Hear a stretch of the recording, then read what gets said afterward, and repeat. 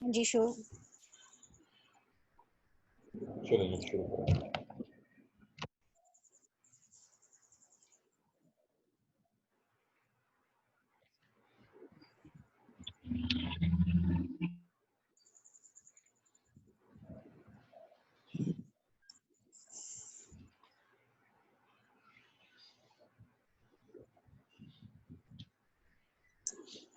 Screen share हो रही है हाँ जी। अस्सलाम वालेकुम class, my name is Ayesha 019638। जैसे कि मेरा टॉपिक है high temperature for the destruction of microorganisms. Aqsa ने कल आपको बता दिया था कि माइक्रोऑर्गेनिजम्स के लिए हाई टेम्परेचर रिक्वायरमेंट किस तरीके से है, उसमें मॉइस्ट हीट का बताया था, ड्राई हीट का बताया था। तो देखें माइक्रोऑर्गेनिजम्स के लिए क्योंकि हम डिफरेंट रेंजेस के टेम्परेचर डिफरेंट रेंजेस के माइक्रोऑर्गेनिजम्स आ जाते हैं, जिनमें साइक्रोफाइल्स आ जाते हैं, मेसोफाइल्स आ जाते हैं और थर्मोफाइल्स वगैरह आ जाते हैं। तो हमने बात की थी कि हाई टेम्परेचर की। हाई टेम्परेचर क्यों रिक्वायर्ड है माइक्रोऑर्गेनिजम्स को किल करने के लिए?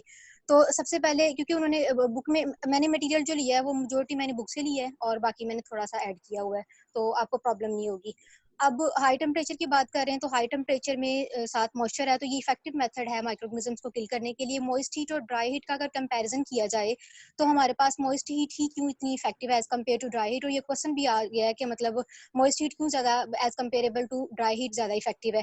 तो मॉइस्ट हीट इसलिए ज़्यादा इफेक्टिव है क्योंकि हाई प्रेशर इसमें रिक्वायर्ड होता है और उसमें वाटर स्टीम यूज़ करते हैं। जबकि ड्राई हीट जो थी उसमें हम हाई टेम्परेचर यूज़ कर रहे थे और उसमें ड्राई कंडीशन यूज़ कर रहे थे। अब मॉइस्ट हीट जो है इसमें क्योंकि हम हाई प्रेशर यूज़ कर रहे हैं और वाटर स्टीम यूज़ कर रहे हैं, तो ये क्या करेगी, ये माइक्रोऑर्गेनिजम्स को किल कर देगी, कोएगुलेशन ऑफ प्रोटीन करेगी। ये रैपिड प्रोसेस है as compare to dry heat और मोर इफेक्टिव है as compare to dry heat. Dry heat में हम हाई टेम्परेचर देंगे, ड्राई कंडीशन यूज़ करेंगे और डायरेक्ट फ्लेम यूज़ करेंगे। तो ये बेसिकली प्रोसेस में जो है कि मॉइस्ट हीट क्यों ज़्यादा इफेक्टिव है as compare to dry heat, इसमें बता दिया गया है। ये मैंने पहला पेज अक्सा के अकॉर्डिंग ही बताया है। और यहाँ पर मॉइस्ट हीट ही क्यों ज़्यादा इफेक्टिव है, ये जो क्वेश्चन कहा था मैंने कि ये क्वेश्चन आया हुआ है कि ड्राई हीट से कंपैरिजन में मॉइस्ट हीट जो है ज़्यादा इफेक्टिव क्यों है, तो यहाँ पर बता रही हूँ कि एबिलिटी टू पेनिट्रेट, मतलब ड्राई हीट जो मॉइस्ट हीट जो है ये as compare to dry heat, इसमें एबिलिटी टू पेनिट्रेशन ज़्यादा होती है। माइक्रोबियल सेल्स के अंदर हाई प्रेशर होता है, वाटर स्टीम यूज़ करते हैं, तो कोएगुलेशन ऑफ प्रोटीन हो जाएगी। ठीक है, कोएगुलेशन ऑफ प्रोटीन की वजह से क्या हो जाएगा, उनका मैकेनिज्म जितना भी है इंजाइम का या स्ट्रक्चरल प्रोटीन्स का, वो डीनेचरेशन हो जाएगी, डिस्ट्रक्शन हो जाएगी। इस तरीके से मॉइस्ट हीट जो है ये इफेक्टिव होगी as compare to dry heat. अब अगला जो है इसमें हम अगर देखें कि application of high temperature for destruction of microorganism, मेरा मेन टॉपिक यही था। इसमें अगर हम प्रैक्टिकल प्रोसीजर्स के अकॉर्डिंग देखें तो हमारे पास दो प्रोसीजर्स, इस प्रोसीजर में दो डिवीजन आ जाती हैं, दो कैटेगरीज हैं, एक मॉइस्ट हीट की है और एक ड्राई हीट की है। मॉइस्ट हीट क्यों, क्योंकि ये इनहिबिट करती है और डिस्ट्रॉय करती है माइक्रोऑर्गेनिजम्स को। तो अब वो हम कह रहे हैं कि मॉइस्ट हीट हमें कैसे मिलेगी। मॉइस्ट हीट के लिए हमारे पास हॉट वाटर होता है, ठीक है, इसके अलावा बॉइलिंग वाटर, स्टीम वगैरह यूज करते हैं। इसका temperature range 60 to 135 degree centigrade तक होता है। इसके अलावा हमारे पास, अब हम बात करें कि steam under pressure, steam under pressure में क्या होगा हमारे पास, देखें कि हमने हीट, हमारे पास हीट है, हीट जो है वो in the form of saturated steam है। सैचुरेटेड स्टीम का क्या मतलब है, मतलब जब हमारे पास, जब हम लेटेंट हीट जिसको हम एडिशनल हीट भी बोलते हैं, हम उसको वेट स्टीम में ऐड करते हैं एट कांस्टेंट प्रेशर, तो हमारे पास टेम्परेचर हम कांस्टेंट रखते हैं वहां पर। ठीक है, टेम्परेचर कांस्टेंट रखते हैं तब तक जब तक कि लिक्विड जो है वो कंप्लीटली एवेपोरेटेड ना हो जाए। तो वो जो लिक्विड है ओवरऑल वो इवेपोरेट हो गया, ठीक है, जब वो कंप्लीटली एवेपोरेटेड हो गया तो हम उसको कहेंगे कि ये हमारे पास सैचुरेटेड स्टीम है। ठीक है, तो हम बात कर रहे थे सैचुरेटेड स्टीम की। ठीक है, तो स्टीम अंडर प्रेशर में हमारे पास क्या है, हीट है, heat in the form of saturated steam है। और ये क्या है, मोस्ट प्रैक्टिकल है, डिपेंडेबल एजेंट है फॉर स्टेरिलाइजेशन। इसका एडवांटेज क्या है, एडवांटेज इसका यही है कि ये रैपिड हीटिंग करती है, पेनिट्रेशन प्रॉपर करती है, मॉइस्चर इन सब्सटेंस में। इसके अलावा ये क्या करती है, फैसिलिटेट, ये चीजें क्या करेंगी इसके एडवांटेजेस में, ये फैसिलिटेट करेंगी कोएगुलेशन ऑफ प्रोटीन्स को। अगर हम बात करें ऑटोक्लेव की, तो ऑटोक्लेव से पहले थोड़ा सा हम जनरल बात कर लेते हैं। ऑटोक्लेव में क्या है, हमारे पास मोस्ट हीट मेथड में हम ऑटोक्लेव मेथड यूज करते हैं। ठीक है, ऑटोक्लेव मेथड जो है वो according to moist heat method ही है। ये क्या है, मोस्ट इफेक्टिव है as compare to dry heat, क्योंकि मतलब जब आप वाटर को, जनरल चीज है कि जब वाटर को बॉयल किया जाता है तो हीट जनरेट होती है। जब हीट जनरेट होगी तो ये इंक्रीज कर देगी काइनेटिक एनर्जी, इंक्रीज कर होगी kinetic energy, kinetic energy increase हो गई तो वो जो वाटर वेपर्स हैं उनकी पेनिट्रेशन पावर को इंक्रीज कर देगा। तो हमारे पास ऑटोक्लेव जो है ये इसी प्रिंसिपल के अकॉर्डिंग काम काम कर रहा है, प्रिंसिपल यही है कि स्टीम जो है दैट इज मोर पावरफुल और ये पेनिट्रेशन पावर और कोएगुलेशन एबिलिटी रखती है, और प्रोटीन जो है माइक्रोऑर्गेनिज्म को किल करती है, क्योंकि इसकी काइनेटिक एनर्जी ज्यादा होती है और इसकी पेनिट्रेशन पावर ज्यादा होती है। तो ये प्रिंसिपल है हमारे पास ऑटोक्लेव का। ऑटोक्लेव के लिए अगर हम जनरल बात करें तो हमारे पास ऑटोक्लेव जो है ये ग्रीक वर्ड है।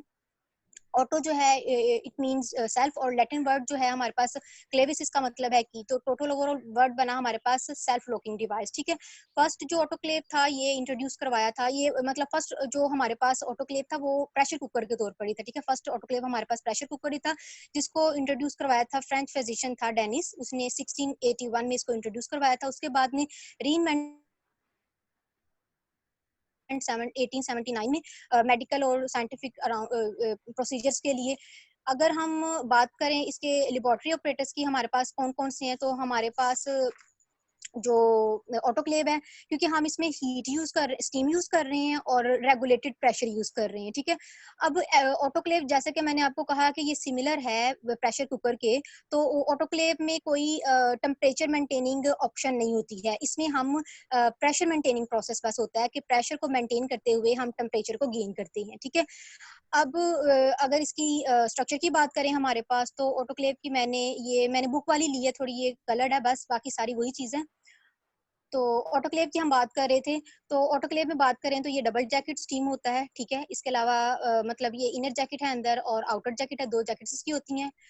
इसके अलावा अगर हम बात करें तो इसमें कौन कौन से पार्ट्स आ जाते हैं, इसमें प्रेशर वेंट आता है, प्रेशर वेंट के अलावा सेफ्टी वॉल्व आता है, इसके अलावा रिलीज नॉब पॉइंट आता है, इसमें प्रेशर मीटर है इसमें, और इसके अलावा रबड़ आता है। इसमें मैंने कुछ मेंशन किए हुए थे कि इसमें एयर टाइट डोर होता है, ठीक है, रैक्स होता है जिसके ऊपर आप मटेरियल रखते हो, डिस्चार्ज टैप होता है जिससे स्टीम वगैरह जो है वो आउट करते हैं। इसके अलावा प्रेशर गेज है, इसमें सेफ्टी वॉल्व की बात मैंने पहले कर दी है, ठीक है। और इस तरीके से ये सारा प्रोसेस होता है। अब बेसिकली जो मेन चीज है कि ये जो मैंने नाम लिए कौन कौन से, मैंने प्रेशर वेंट की बात की। प्रेशर वेंट क्या करेगा, ये रिलीज करेगा एक्सेस प्रेशर को। इसके अलावा सेफ्टी वॉल्व क्या करेगा, ये रबड़ का बना हुआ होता है, ठीक है, ज्यादा प्रेशर हो तो ये बस्ट कर जाता है। मतलब प्रेशर कुकर के ऊपर एक तो हम बड़ा वाला रबड़ यूज करते हैं आउटडोर, जिसको मतलब कि स्टीम जो है वो बाहर ना जा सके, और एक ऊपर जो पिस्टन होता है पॉइंट, जिसको हम सिटी पॉइंट भी कहते हैं, उसके पास ही बिल्कुल लगा होता है रबड़, तो वो बेसिकली सेफ्टी वॉल्व है। तो वो क्या करता है कि जब ओवर प्रेशर हो जाएगा तो वो ब्रस्ट कर जाएगा। इसके अलावा रिलीज नोब होता है, रिलीज नोब क्या करता है कि प्रेशर अगर ज्यादा हो जाएगा तो सॉरी, प्रेशर जो है एट द एंड उसको रिलीज करने के लिए हम रिलीज नोब को यूज करते हैं। प्रेशर मीटर जो है, प्रेशर मीटर क्यों यूज कर रहे हैं हम प्रेशर मीटर, क्योंकि हमने टेम्परेचर मेंटेन करना है। तो प्रेशर मीटर हमें बताएगा कि कितना प्रेशर है, ठीक है, और हमें कितना प्रेशर चाहिए। प्रेशर मीटर जो है प्रेशर कैसे इंक्रीज करेगा, हमें कैसे पता चलेगा कि प्रेशर इंक्रीज कर रहा है, तो मीटर रीडिंग से हमें पता चल जाएगा। जैसे ही प्रेशर इंक्रीज करेगा तो मीटर रीडिंग जो है वो इंक्रीज कर जाएगी। रबड़ यूज करते हैं इसमें, जैसे हम प्रेशर कुकर में रबड़ यूज करते हैं, तो रबड़ क्या करेगा, ये टाइट डोर के तौर पर काम करता है, ठीक है, एयर टाइट डोर के तौर पर काम करता है। अब इसके अलावा हाँ जी, इसका थोड़ा-सा अगर हम बात कर लें कि ये किस तरीके से काम करता है, तो मतलब देखें, वाटर है, वाटर हीट में चेंज हुआ, ठीक है, प्रेशर इंक्रीज़ कर गया अकॉर्डिंग टू टेम्परेचर, ठीक है, फिर प्रेशर जो है वो वाटर वेपर में चेंज हो जाएगा, और वो चैम्बर में जितने भी ऑब्जेक्ट्स हैं, मतलब ऑब्जेक्ट्स पर माइक्रोऑर्गेनिज्म जितना भी पाया जाता है, ठीक है, तो उसके ऊपर प्रेशर लगेगा और इस तरीके से जो मॉइस्ट हीट है वो उनको किल कर देगी। जैसे आप एग्जांपल ले लें कि हमारे पास हम कहते हैं कि प्रोटीन कोएगुलेशन होगी। कैसे प्रोटीन कोएगुलेशन होगी, हम अंडा लेते हैं, ठीक है, तो हम उसको जब बॉयल करते हैं तो वो भी हमारे पास क्या होता है, कोएगुलेशन ऑफ प्रोटीन हो जाती है बॉइल्ड एग से, ठीक है। सेम जो ऑब्जेक्ट्स होती हैं माइक्रोऑर्गेनिजम्स की, उनके साथ भी ऐसा ही होता है जब हम ऑटोक्लेव की स्टीरिलाइजेशन करते हैं, ठीक है। अब इस प्रोसेस में मेन चीज जो है ड्यूरिंग दिस ऑपरेशन क्या चीज है कि जब ऑटोक्लेव जो है इसको एयर फ्री किया जाए। एब्सेंस ऑफ एयर क्यों जरूरी है, क्योंकि अगर एयर मौजूद होगी तो एयर क्या करेगी कि वो रिड्यूस कर देगी टेम्परेचर को। टेम्परेचर जो है वो मतलब जो हमें ऑब्टेन करना है चैम्बर में, वो हमें ऑब्टेन नहीं होगा, रिड्यूस करेगी टेम्परेचर को, क्योंकि टेम्परेचर जो है बेसिकली वो टेम्परेचर स्टीम जो है वो ऑटोक्लेव में माइक्रोऑर्गेनिजम्स को किल कर रही है, ना कि प्रेशर, ठीक है। तो टेम्परेचर रिक्वायरमेंट यहाँ पर कम होगी जब अगर एयर मौजूद होगी तो, ठीक है, प्रेजेंस ऑफ एयर ये वजह है।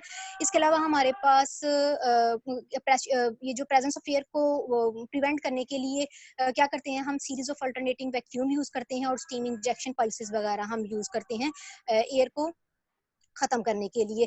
प्रेजेंस ऑफ एयर का और क्या डिसएडवांटेज है यहाँ पर, प्रेजेंस ऑफ एयर क्या करेगी, सैचुरेटेड स्टीम जो है उसको कांटेक्ट नहीं करने देगी मटेरियल के सरफेस के साथ में, ठीक है। तो इस तरह से प्रॉपर स्टीरिलाइजेशन नहीं हो सकेगी। तो इसलिए ये एक कंडीशन है ऑटोक्लेव में कि एयर जो है उसको रिमूव किया जाना चाहिए। तो प्रेजेंस ऑफ एयर के मैंने बता दिए डिसएडवांटेजेस क्या क्या और किस तरीके से ये इफेक्ट करती है ऑटोक्लेव स्टीरिलाइजेशन प्रोसेस में। अब हमारे पास नंबर ऑफ मीडिया आ जाते हैं, जैसे कि हमारे पास इंट्रावीनस सोल्यूशन वगैरह है, डिस्पॉटेड कल्चर्स वगैरह हैं, सिरिंजेस हैं, हॉस्पिटल गार्ड वगैरह है, ब्लैंकेट्स हैं, कंटामिनेटेड मटेरियल, ये सारे हम इनको स्टीरिलाइज करने के लिए ऑटोक्लेव प्रोसेस यूज करते हैं। अब हमारे पास अगर हम इसके टेम्परेचर की बात करें तो हमारे पास हम ऑटोक्लेव का जो स्टैंडर्ड प्रेशर है वो हम 15 LB यूज करते हैं और इसका जो वो 121 डिग्री सेंटीग्रेड पर है। लेकिन ये 30 LB तक भी जाता है। वो डिपेंड करता है कि आपके पास मटेरियल किस तरीके से, जब 30 PSI पे जाएगा, पाउंड्स पर स्क्वायर इंच पे जाएगा तो 132 टेम्परेचर हमें आ जाएगा। तो वो टेम्परेचर की बेसिकली इसमें टाइम ड्यूरेशन, टाइम रिक्वायरमेंट जो है ना स्टीरिलाइजेशन की, वो 10 to 15 मिनट्स है ऑटोक्लेव में। लेकिन जब हमारे पास 132 टेम्परेचर आ जाता है तो इसमें टाइम ड्यूरेशन जो है 3 मिनट्स, 8 मिनट, 10 मिनट हो जाता है, ठीक है। ये डिपेंड करता है ऑब्जेक्ट के ऊपर कि ऑब्जेक्ट के ऊपर कौन कौन से माइक्रोऑर्गेनिज्म्स पाए जाते हैं और उनको कैसे किल करना है, ठीक है। अब हमारे पास ये मैंने बता दिया कि 121 डिग्री सेंटीग्रेड पर हमें टेम्परेचर रिक्वायर्ड होता है। इसके अलावा इसका स्टीरिलाइजेशन का जो रिक्वायरमेंट है, अचीव रिक्वायरमेंट जो है इसकी स्टीरिलाइजेशन के लिए, ये 15 मिनट्स की होती है। ये डायग्राम है ओवरऑल, इसमें देख लें, ये डोर है, ऊपर जो है प्रेशर गेज लगा हुआ है, नीचे थर्मामीटर है, सेफ्टी वॉल्व है, स्टीम जो है ये अराउंड द ऑटोक्लेव चैम्बर जो है मूव कर रही है, एग्जॉस्ट वॉल्व है यहाँ पर और वेस्ट लाइन है यहाँ पर, और इस तरीके से ये सारी वही डायग्राम है जो बुक में दी गई है। तो ये था ओवरऑल अबाउट ऑटोक्लेव। अब हमारे पास मेन जो है फ्रैक्शनल स्टीरिलाइजेशन प्रोसेस है, फ्रैक्शनल, अच्छा सॉरी, बुक में एक चीज थी, बुक में उन्होंने एग्जांपल दी हुई थी ऑटोक्लेव प्रोसेस में कि जो हमारे पास अगर 1000 टेस्ट ट्यूब्स हैं हमारे पास, तो उन हर एक में 10 ml मटेरियल है, तो उसको हम 10 to 15 डिग्री सेंटीग्रेड पर 121 डिग्री सेंटीग्रेड पर क्या करते हैं, 10 to 15 मिनट्स के लिए 121 डिग्री सेंटीग्रेड पर स्टीरिलाइज कर लेते हैं। इसी तरीके से अगर 10 लीटर्स हमारे पास मटेरियल है, सेम मीडियम है हमारे पास लेकिन सिंगल कंटेनर में है, तो हमारे पास उसके लिए 1 और रिक्वायर्ड होगा, 121। टेम्परेचर वही रहेगा, बस टाइम ड्यूरेशन बढ़ जाएगा उसका स्टीरिलाइजेशन का। फ्रैक्शनल स्टीरिलाइजेशन की बात करें तो हमारे पास फ्रैक्शनल स्टीरिलाइजेशन हम क्यों यूज करते हैं, हमारे पास जो ऑब्जेक्ट्स, मतलब जो ऐसे हीट सेंसिटिव मटेरियल्स जो कि 100 डिग्री सेंटीग्रेड का टेम्परेचर बियर नहीं कर सकते, उनके लिए हम यूज करते हैं। जैसे कि हमारे पास माइक्रोबायोलॉजिकल मीडिया आ जाता है, सॉल्यूशंस ऑफ केमिकल्स वगैरह आ जाते हैं, या फिर बायोलॉजिकल मटेरियल वगैरह आ जाता है, ठीक है। तो इनके लिए हम स्टीरिलाइजेशन करते हैं, फ्रैक्शनल स्टीरिलाइजेशन करते हैं हम इसके लिए, ठीक है। इसको हम टेंडलाइजेशन भी बोलते हैं। जॉन डाल्टन जो था, टेंडलाइजेशन क्यों बोलते हैं, जॉन डाल्टन जो था इसने आइडिया दिया था फ्रैक्शनल स्टीरिलाइजेशन का। इसके अलावा हम इसको इंटरमिटेंट स्टीरिलाइजेशन भी बोलते हैं। प्रिंसिपल क्या है इसका कि इसमें यहाँ पर मैंने मेंशन किया कि पीरियड ऑफ 3 डेज इसमें होता है। फर्स्ट पीरियड में क्या होता है, फर्स्ट एक्सपोजर में जितने भी वेजिटेटिव फॉर्म्स हैं वो तमाम जो है वो किल कर दिए जाएंगे। फिर हमारे पास इंटरवल्स जो हमें मिलेगा, इंटरवल्स बिटवीन द हीटिंग जो मिलेगा, ठीक है, उसमें रिमेनिंग स्पोर्स जो हैं वो जर्मिनेट हो जाएंगे किस फॉर्म में, इनटू वेजिटेटिव फॉर्म्स, और उसके बाद जो हम सब्सिक्वेंट हीटिंग जो है उनको देके एट द एंड उनको क्या करेंगे, किल कर देंगे। फर्स्ट डे में वही बता दिया जो मैंने अभी रिपीट किया कि ऑल वेजिटेटिव जो फॉर्म्स हैं बैक्टीरिया की, यीस्ट की, मोल्ड की, वो क्या है, किल हो जाएंगे। लेकिन स्पोर्स जो हैं वो आपको पता है हीट रेजिस्टेंस होते हैं, सर्वाइवल अटेम्प्ट्स ज्यादा होती हैं, तो स्पोर्स जो हैं वो आगे जाके किल होंगे। सेकंड अटेम्प्ट में क्या होगा कि वो उनको रिएक्सपोजर हो जाएगी जब हीट की, तो वो फिर एट द एंड फाइनली वो वेजिटेटिव फॉर्म जो है उनकी टोटल किल हो जाएगी। ऑपरेटर्स हम इसमें यूज करते हैं जिसको कोक या फिर स्टीम ऑर्नल भी बोलते हैं। ये सारा ओवरऑल प्रोसेस था अबाउट फ्रैक्शनल स्टीरिलाइजेशन के। इनक्यूबे अच्छा, इंक्यूबेशन पीरियड रिक्वायरमेंट थी हमारे पास के, इंक्यूबेशन स्टाइल कहाँ पर है, नहीं है। इंक्यूबेशन पीरियड रिक्वायरमेंट क्यों है, क्योंकि हमारे पास जो हीट रेजिस्टेंट स्पोर्स थे वो सर्वाइव कर रहे थे प्रीवियस बॉइलिंग पॉइंट पे, तो वो जर्मिनेट कर जाएंगे तो वो ग्रोइंग स्टेज उनकी वेजिटेटिव फॉर्म आ जाएगी, इस तरीके से वो किल कर दिए जाएंगे। तो ये फ्रैक्शनल स्टीरिलाइजेशन का ओवरऑल प्रोसेस था। बॉइलिंग वाटर की बात करें अगर हम, तो कंटेमिनेटेड मटेरियल और जो हमारे पास ऑब्जेक्ट्स वगैरह होते हैं, तो हम जब उनको बॉयल करते हैं तो वो प्रॉपर स्टीरिलाइज नहीं होते हैं। वेजिटेटिव सेल्स ठीक है कि वो जब हम उनको स्टीरिलाइज करते हैं तो वो ओवरऑल बॉइलिंग वाटर में हम एक्सपोजर करते हैं उनका, तो वो डिस्ट्रॉय हो जाते हैं। लेकिन बैक्टीरियल स्पोर्स जो हैं वो इस तरह की कंडीशंस में सर्वाइव कर जाते हैं मैनी ऑर्स के लिए। तो इसलिए हमारे पास बॉइलिंग टेम्परेचर जो है, बॉइलिंग वाटर कंडीशन जो है, ये हमारे पास लेबोरेटरी प्रोसेस जो है, लेबोरेटरी ऑपरेटर्स जो है, उनके लिए हम स्टीरिलाइजेशन प्रोसेस इसको फॉलो नहीं कर सकते। पास्चराइजेशन की बात करें तो हमारे पास बात आ जाती है मिल्क की, ड्राई प्रोडक्ट्स, डेयरी प्रोडक्ट्स की सॉरी, और इसके अलावा क्रीम वगैरह की, अल्कोहलिक बेवरेजेस वगैरह हमारे पास जो हैं। तो इनको कंट्रोल कर इनमें माइक्रोऑर्गेनिजम्स को कंट्रोल करने के लिए हीट ट्रीटमेंट प्रोसेस यूज किया जाता है, जिसको हम पास्चराइजेशन बोलते हैं। इसमें नंबर ऑफ माइक्रोऑर्गेनिजम्स जो हैं वो किल कर दिए जाते हैं डिफरेंट टेम्परेचर्स पर, डिफरेंट रेंजेस में। मैंने और अनीजा ने प्रेजेंटेशन की थी सर शहजाद के पीरियड में पास्चराइजेशन ऑफ मिल्क पर। तो उसमें जो मेरी स्लाइड है वो 7 स्लाइड्स हैं उसमें टोटल, तो वो मैंने आपको पावर पॉइंट के थ्रू, पावर पॉइंट पे है वो फाइल्स, वो सेंड की थी। तो उसमें से पास्चराइजेशन का प्रोसेस आप मेथड जो है, मतलब किस तरीके से हीट जो है, वहां पर टॉपिक लिखा हुआ है हीट किस तरीके से इफेक्ट कर रही है पास्चराइजेशन में, तो आप वहां से इसको फॉलो कर लीजिएगा। पास्चराइजेशन का 7 स्लाइड्स हैं, इनफ है। ड्राई हीट की बात करें हम, तो हॉट एयर स्टीरिलाइजेशन की, ड्राई हीट को हम हॉट एयर स्टीरिलाइजेशन भी बोलते हैं। इसमें टेम्परेचर रेंज जो है 160 डिग्री टू सेवरल थाउजेंड्स होती है, ठीक है। ड्राई हीट जो है माइक्रोऑर्गेनिजम्स को किल करती है, कैसे? प्रोटीन डीनेचरेशन कर देगी, ऑक्सीडेटिव डैमेज कर देगी, और इसके अलावा जो हमारे पास इलेक्ट्रोलाइट्स इंक्रीज लेवल जो होता है वो उसके ऊपर टॉक्सिक इफेक्ट करता है। फ्लेमिंग की बात करें हमारे पास, तो फ्लेमिंग की हम बात करें, इनोकुलेटिंग लूप जो होती हैं हमारे पास, इसके अलावा फॉर्सेप्स वगैरह हैं हमारे पास, स्पैचुलास वगैरह जो हैं, तो हम इनको स्टीरिलाइज करने के लिए बंसन बर्नर यूज करते हैं, और उसके ऊपर हम इसको हीट करते हैं जब तक कि ये रेड हॉट ना हो जाए। लेकिन हमारे पास जो ग्लास स्लाइड्स हैं, स्कैल्पेल्स हैं, इसके अलावा हमारे पास जो कल्चर ट्यूब्स वगैरह होती हैं, हम इनको स्टीरिलाइज करने के लिए जस्ट उसके ऊपर से पास करते हैं, ना कि उसको हॉट करते हैं, क्योंकि अगर हॉट करेंगे तो वो ब्रेक हो जाएगी। तो ये फ्लेमिंग प्रोसेस था ड्राई हीट में कि किस तरीके से हम चीज़ों को, हमारा जो ऑपरेटस है उसको हम स्टीरिलाइज करते हैं। इंसिनरेशन की बात करें तो इंसिनरेशन कौन सा प्रोसेस है जिसमें हम टोटली बर्निंग प्रोसेस है, जिसमें हम डिस्ट्रॉय करते हैं इनफेक्टिव मटेरियल को। इंसिनरेटर्स यूज किए जाते हैं वहाँ पर हॉस्पिटल्स वगैरह में, इसके अलावा रिसर्च लैब वगैरह में। तो इनका साइज डिपेंड करता है, छोटे भी हैं, बड़े भी हैं, हाई लेवल पे भी हैं ये। तो हॉस्पिटल्स और जो हैं ये रिसर्च लैब्स वगैरह, इनका जितना भी डिस्पोजेबल मटेरियल जो होता है, लेबोरेटरी वेस्ट मटेरियल जो होता है, इसको डिस्पोज करने के लिए हम इंसिनरेशन प्रोसेस यूज करते हैं।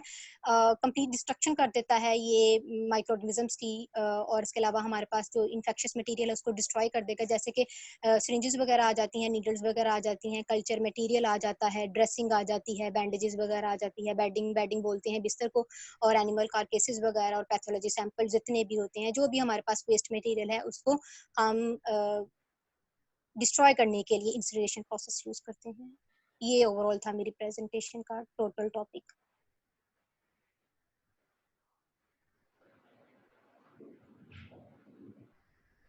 सर हो गया? नहीं, कोई क्वेश्चन क्लास के तरफ से?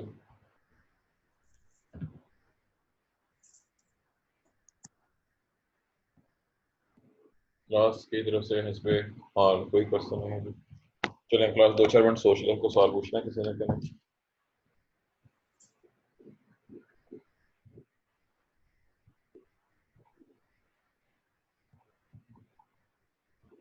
कोई रिस्पांस?